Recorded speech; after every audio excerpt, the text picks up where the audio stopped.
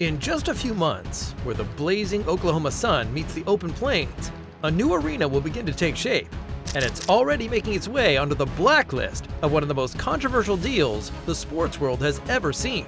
With a 360-degree glass facade, a warm wood-clad interior floating inside the transparent shell, and seating designed to bring fans closer to the court than ever before, this project aims to redefine the standard for NBA arenas, perhaps even worldwide. Yet as construction draws near and expectations soar, so do the doubts. Will this gamble deliver for the city or haunt it for years? And why is it already considered one of the most controversial arenas in league history? The time has come to step inside Oklahoma's new flagship creation, one that could become a towering symbol of pride or a searing source of regret.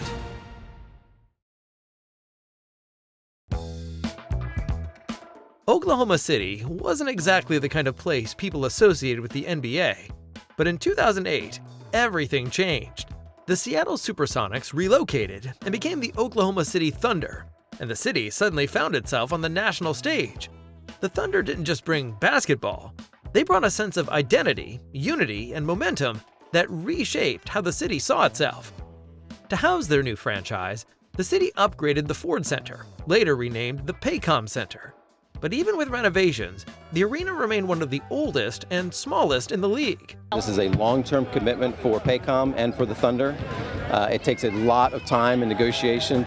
As other cities rolled out billion-dollar stadiums loaded with tech and luxury, Oklahoma City's facility looked outdated.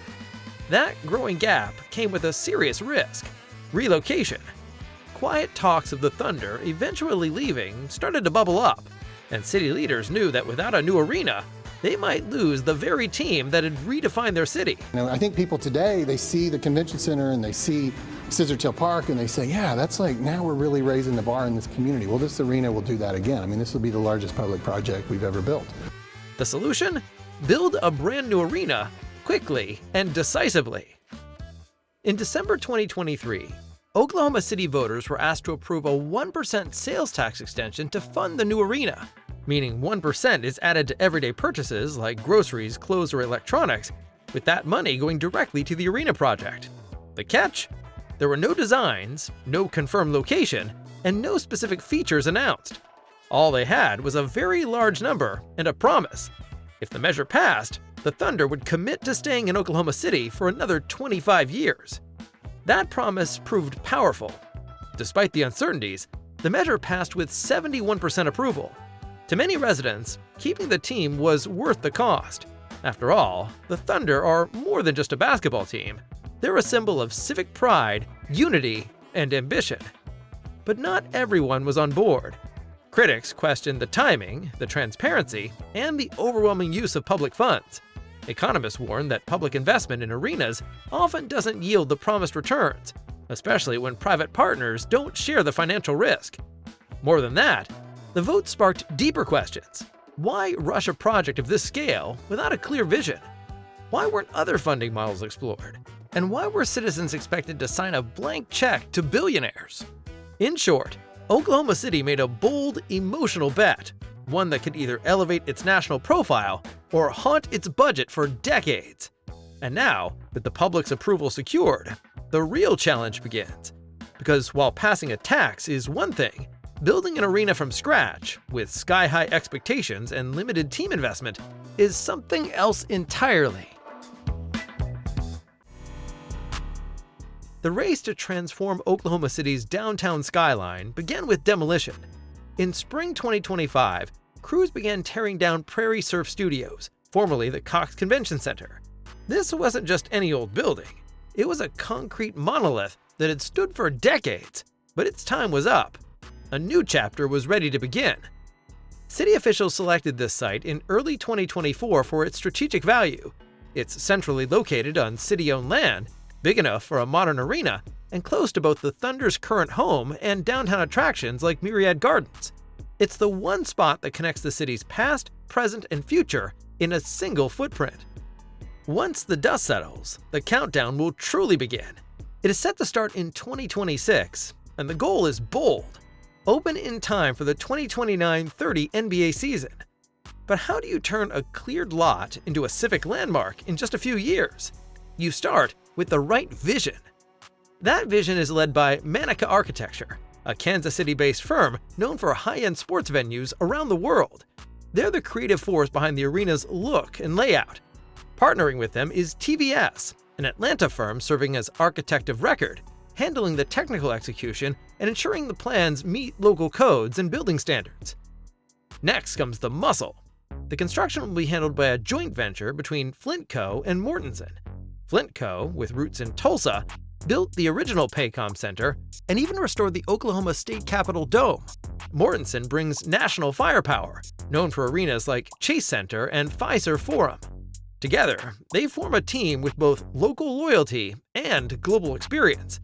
From the outside, the arena will feature a 360-degree glass curtain wall that wraps the entire building.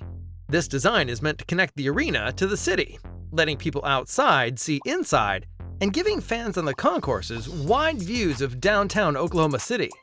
Inside, the seating bowl will sit within a warm, wood-clad vessel that seems to float in the middle of the glass shell.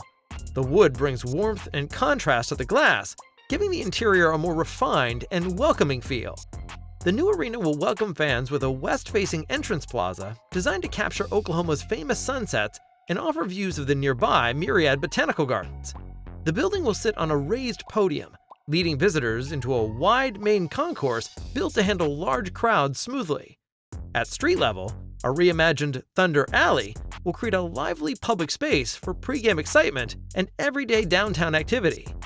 The core experience will be centered on basketball and atmosphere. The seating bowl will be designed specifically for basketball, with sightlines and angles that bring fans closer to the action. The acoustics will be carefully tuned to amplify the Thunder's loud home crowd, aiming to recreate the electric energy of the team's early years.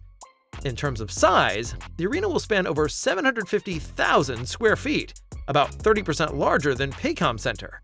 Although it may seat fewer fans than Paycom Center, the new arena will offer more space, comfort, and premium experiences, part of a growing NBA trend that prioritizes quality over quantity. The materials for the new arena are chosen with care. Its glass exterior won't just look modern. It will be insulated, laminated, and treated with a low E coating to reduce heat from the sun, helping the building stay energy efficient and climate friendly. The arena will have to withstand tornadoes, hail, triple-digit summers, and keep the game going no matter what. The glass will include etched patterns to help prevent bird collisions, an important feature since Oklahoma is on major bird migration routes. Still, many questions hang in the air. How will the glass structure handle Oklahoma City's turbulent storms? Will the ambitious design meet the aggressive construction timeline? And how will this publicly funded jewel measure up once it finally opens its doors? For now, Oklahoma City has cleared the site, signed the contracts, and revealed the vision. But the real test begins when steel meets skyline, and taxpayers start watching every dollar rise into the air. The new Oklahoma City arena is expected to cost around $900 million, and nearly all of it is coming from public funds. The bulk of the financing will come from a 6-year, 1% sales tax extension that kicks in after MAPS 4 ends in April 2028. That tax is projected to raise at least $772 million.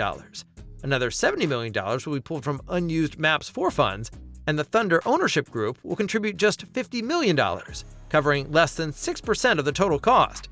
As inflation and construction costs rise, that $900 million could easily approach $950 million or more. Public opinion is still divided. City leaders and business owners say the arena is essential to keeping the Thunder in town and vital for Oklahoma City's downtown economy. Analysts estimate the Thunder contributes around $590 million a year to the local economy, supporting over 3,200 jobs and $300 million in labor income. And the potential grows if the arena attracts concerts, conventions, and major events. Yet even supporters concede that arenas rarely pay for themselves. The return, they say, is often more cultural than financial. Still, this project is more than a line item or a headline. For many in Oklahoma City, it's a symbol of how far the city has come and how far it still wants to go. From a relocated franchise in 2008 to hosting a globally watched NBA team, OKC has spent the last 2 decades trying to prove it belongs on the big stage. This arena, whether it soars or stumbles, will stand as a monument to that ambition. It's not just about basketball, it's about identity, pride, and the kind of city Oklahoma City hopes to become. So what's the final verdict? Will this new downtown landmark fulfill its promise, or will it become a cautionary tale of over-reliance on taxpayers? We won't know until the lights come on and the first tip-off echoes through the rafters. For now, Oklahoma City has staked its future on steel, glass, and a 25-year promise. The concrete hasn't even been poured, but the pressure is already through the roof. Ready to be amazed by the next groundbreaking construction project? Click on the video now and dive into a world where engineering and imagination collide. See you there!